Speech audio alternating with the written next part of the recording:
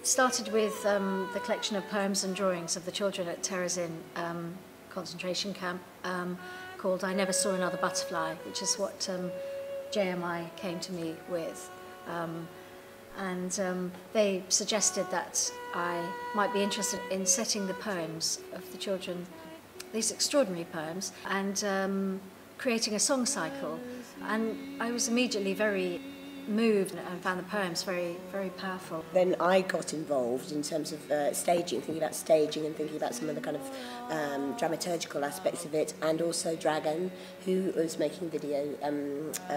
So we were looking at the interaction between live music, recorded backing track, including testimonies of survivors from Terezin, and the visuals, the video stuff, and some of which is archive, isn't it?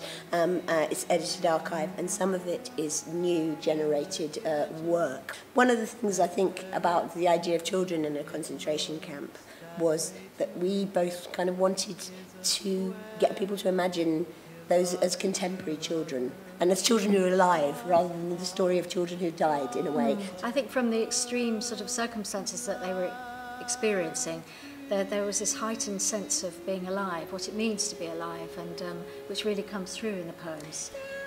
And that comes through in the piece as well, and particularly now that we're working also with a choir. And the final piece in the show, this is this kind of singing of Alive. We both got very inspired by this book called Helga's Diary. She talks about the fact that she was doing drawings when she was there of snowmen and children's games, ordinary children's drawings, and her father one day said to her, "Draw what you see."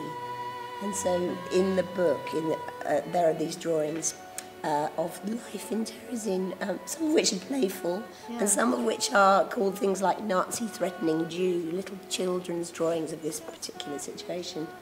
I guess the word life in the title is what was really important to us, wasn't it? Yeah. That we were making a piece about life, actually, and about survival in the survivors whose testimonies we're using, but also just this idea of resilience and the human spirit.